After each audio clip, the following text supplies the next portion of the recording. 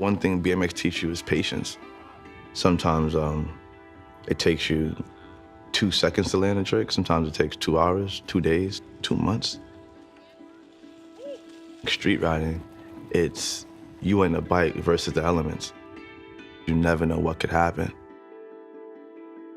Black kids from Jamaica, Queens, you're not gonna go pro. It just doesn't happen. When I was 17, I got a phone call. At that very moment, life changed. I'm Nigel Sylvester, and I'm a professional BMX rider.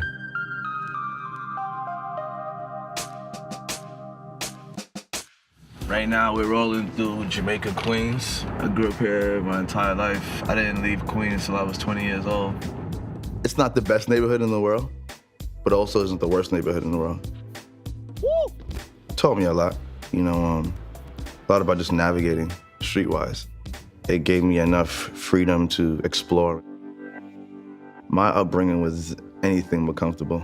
Like, my parents worked so hard, and I've seen them working just to provide my brother and I with as much as they possibly can. It blows my mind that my parents are immigrants from Grenada, and to know they had to leave their families to go pursue what they thought would be a better life.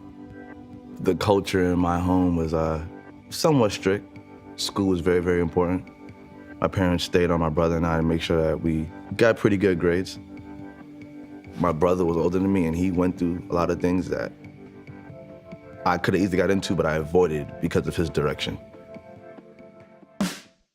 My 2 older cousins, Jody and Jay, they were the ones that really influenced me when it comes to bike culture. I would just be like the young kid just tagging along, just wanting to know everything, eyes wide open. I learned every single block inside and out, every curb cut, every pothole, every corner, because I would take different routes home.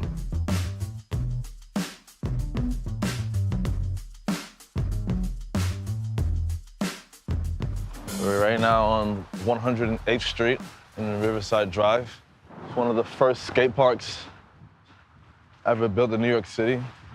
See, I can remember first time coming here, 12 years old, had my helmet on, so excited. I can see bits and pieces of it from on top there. It's all coming back to me now, walking down here. I begged my parents probably for a week or so, 2 weeks to bring me here. But I seriously haven't been here in over 10 years. And it's in New York City. This rail was not here last time I came here, but it's awesome. At this moment right here, when I'm with my bicycle, super excited to see, oh, it's a mini ramp, it's a box jump, a down ledge, a big vert ramp. I'm just bugging. This is the first time I've ever seen a skate park in real life. It was wow, this whole entire new world just opened up. It's so crazy. So this is a 6-foot mini ramp. The first day I came here, I was I want to drop in on a mini ramp. I didn't even know how to drop in on a mini ramp. But I walked up the stairs, and it looked so huge at that point. I stopped. I was nah, this is too scary. I can't do it. But everyone's hurry up, drop in, drop in. Not understand this is my first time dropping in, so I pulled my bike off. And then once I was okay, cool, I'm gonna do it. I gotta just try it. I put both my pegs on the cope and stood on my bike and just rolled in. I was so excited. Just overcame that fear, and that's a big part of riding BMX. BMX was perceived more of a white boy sport.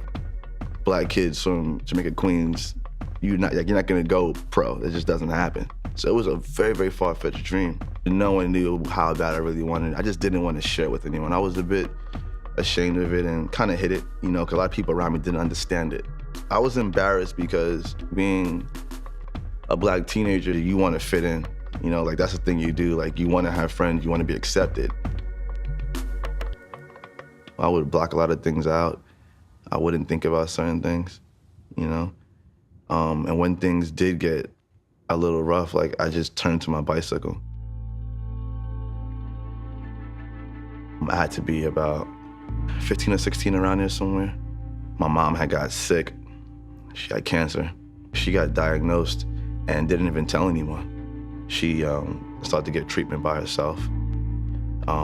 We didn't find out until one day the hospital called my brother and was like, you need to come pick your mom up because we can't let her leave by herself. And my brother didn't know what was going on. I think at that point, I didn't fully understand what was going on because I was so young. But I just did what she told me to do. She said, Nigel, grab my arm and I need you to help me get it back to full strength. So I sat there on my little knees in the living room and helped her. But I seen, as I got older, I seen her recovery process from her being somewhat weak to getting back strong again and going back to work. And I would apply that strength to my bike riding. I told myself I couldn't go out there and not learn a new trick every single day. I couldn't go out there and slack and waste my life. I worked little odd jobs. I swept up hair in a barbershop. I worked at McDonald's for a summer and I hated it. I said, you know what, I'm over this. I don't feel good inside. I'm not fulfilled. And I told myself from that point, I was like, I don't want to work a 9 to 5 ever again. That was also fuel and motivation to get on that bike and bust my ass.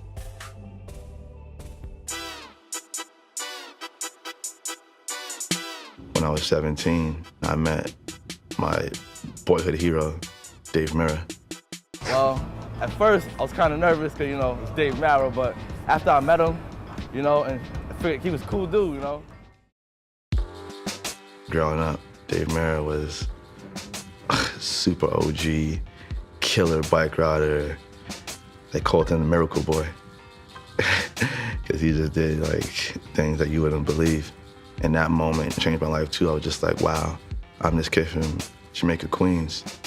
And because I'm riding this bicycle the way I am, I'm able to meet one of my heroes, a dude who changed the game. Shortly after that, Mirra called my phone. It just makes me smile just thinking about it. He was like, yo, Nigel, what's good, man? In his little Dave Mirra voice. I'm just like tripping, you know, just tripping. Because like I'm in the same house, the same driveway that I used to jump like tires and like a board on like a rickety bike. The same driveway that Dave Mirra was calling me. I went from being like just an amateur kid running around New York City, filming, trying to get my name up, to now my child hero calling me and saying, well, this is your time, this is your moment to go pro. Life just changed, boom.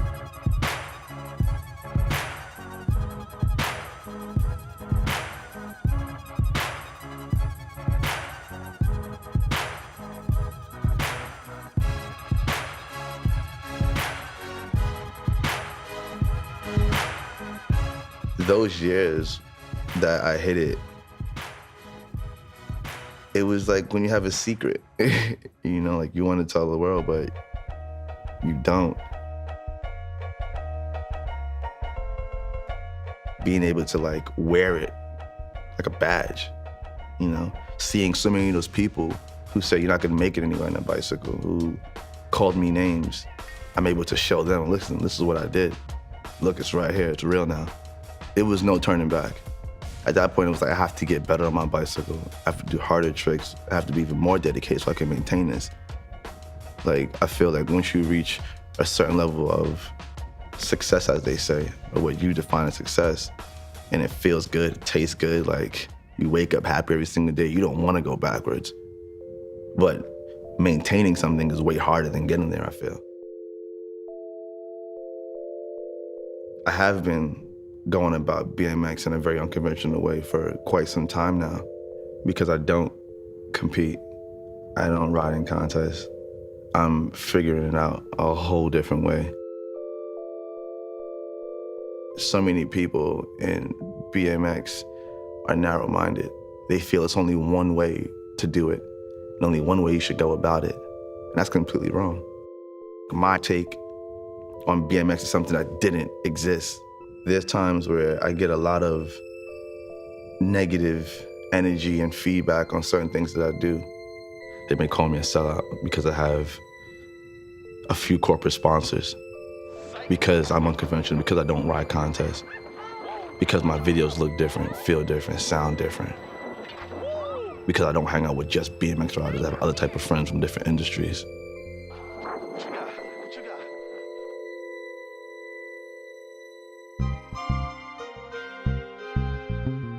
I would say one of the hardest things about being a black athlete is dealing with different stereotypes.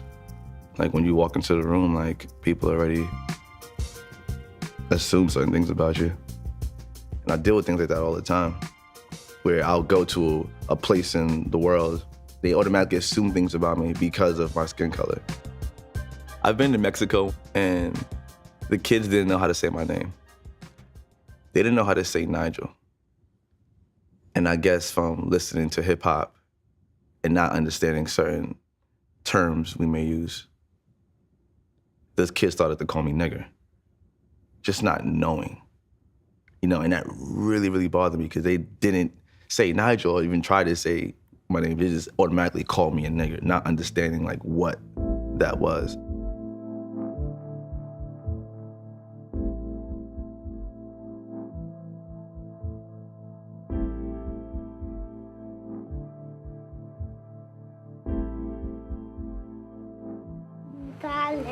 Tyler. Sylvester.